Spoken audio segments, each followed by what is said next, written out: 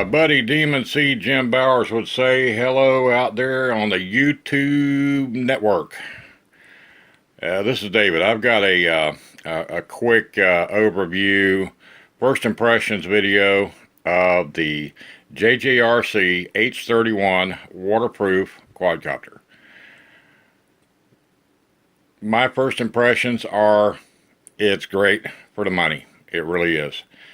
Good quality build, tough as nails, flies like a beast. It's a handful. It's a great trainer, and it compares to the SYMA X5c-1. Do I like it better than the SYMA? No, they're probably about the same. Okay, so the quadcopter looks like this. I actually won this because GearBest had a contest, and the administrator of the low-cost quadcopters group on Facebook, which I belong to, his name is Heath Lawrence, and he had a contest that GearBest offered, and random drawing, pick a number between 1 and 18 million, and the one closest without going over wins. So I picked a number and I won. I don't know how that happened because I don't ever win anything. I won 2 divorces. I pretty much am really good at losing, but I very seldom win. I digress. That's too much information, isn't it? Yeah, I kind of thought so. Okay, flight characteristics. It flies like a sheet of paper with 4 motors on it. Very light. It is lighter than the SYMA X5c. I don't know how much. It weighs 2.9 ounces with the battery, so it's pretty light. Flight time is about 5 minutes with the 400 milliamp hour battery that comes with it. I tested this 3 times with the factory 400 milliamp hour battery. It flew about 5 minutes, maybe a little more. Low voltage warning came on. I landed it. Flew it again. I've got a 950 milliamp hour one cell that I wanted to try, so I strapped that to the bottom of it with a wire tie and plugged it in, and it flew like a brick. It was horrible. It was almost uncontrollable. I had it balanced well, but it's just too much weight for that little frame. So that was a no-go. I did not run the battery dead. I got tired of trying to fly it and quit. So then I went to the little Nanotech 750 Turnigy battery that I have extras for the SYMA X5c for. They have the same plug, a little Molex plug. And for this test, I just strapped it with a rubber band on the bottom of the quadcopter and plugged it in. Set it right in the center, balanced it, and flew it. Okay, from 400 to 750 milliamp hour is a big difference.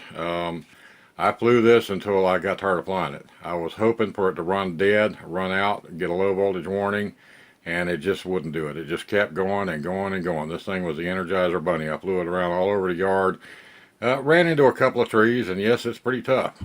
Speaking of tough, keep the prop guards on these things. They really don't affect the flight that much. If you're like me and got bad eyes, a little older or whatever, the prop guards are a definite plus. The reason I put them on there, I know better usually than to run prop guards, but they have an integral cap that goes over the bottom of the gears and the motor, and I think that's necessary. I live in a sandy area, and I think that's a good idea. Probably also helps with water if you do land it in a swimming pool. If you wanted to put those on without the prop guards, you'd have to cut the prop guards off with a hobby knife. I just didn't think that was necessary, and I'm not going to do it.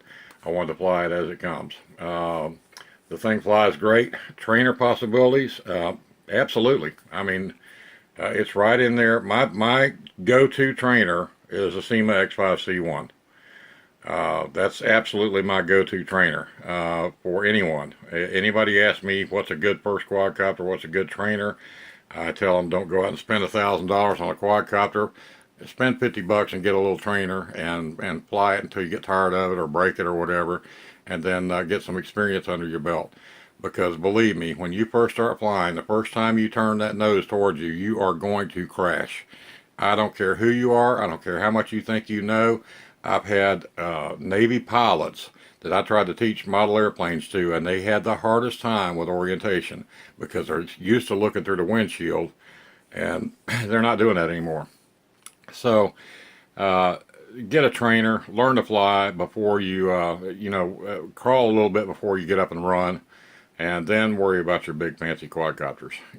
This is the way to go. So it's in the trainer class with the SYMA X5c-1. Very good trainer. It is a handful. You will have to fly it. It's stable, but it is so light that the wind just tosses it around all over the place, and it's a lot of fun to try to keep up with. It really is. But you'll enjoy it. It is supposed to be waterproof. Every Tom, Dick, and Harry in the world has flown one into a swimming pool to test that, and they always come out and shake them out and fly them away, and no problem. I did not choose to do that. I'm not doing a flight video. I don't have a cameraman or a hat cam, or I try to get my dog to hold the camera, and he won't do it. He just won't. He refuses.